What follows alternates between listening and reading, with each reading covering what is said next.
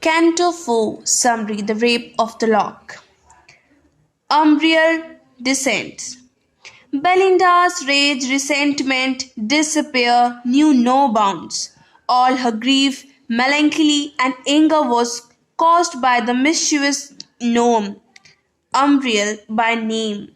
He at once went to cave of spleen in the depth of the earth to bring fresh vexation and annoyance for Belinda. The cave of spleen. The goddess Spleen was resting on her bed in her dark cave, where no ray of light ever entered. She was singing with melancholy. She suffered from pain in her sides and migraine in her head. Two maidservants attended on her. One of them was named Ill Nature. She was old and wrinkled. The other was named Affection. Though she was old, she affected to be young and beautiful. A dark vapor flew constantly over the cave of spleen. Whenever their mist cleared a little, strange scene and sight were to be seen there.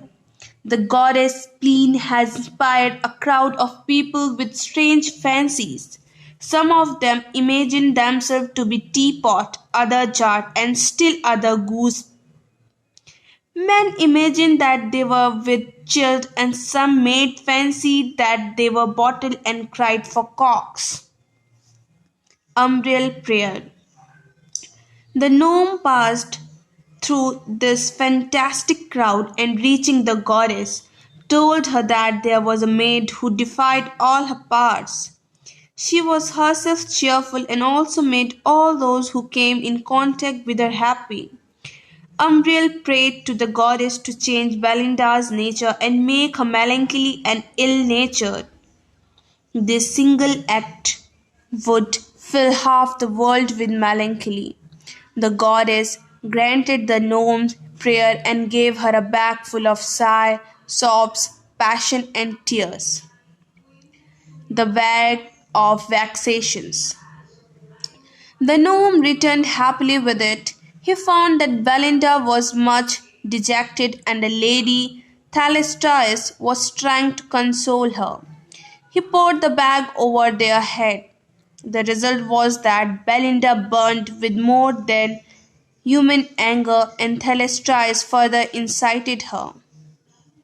The sympathy of Thalestris. Thalestris spoke so loudly that her voice echoed from the wall and woods around. She sympathized with Belinda. She took so much pain and trouble to nourish the lock, and now it had been snipped off her head in such a brutal manner. The Baron would display it to other fashionable gallants like him and boast of his victory. Belinda would thus become the talk of the town, and her fair name would be degraded. She would be dishonored. Whatever may happen, such an eventuality must be prevented. Sir Plume and his pleading.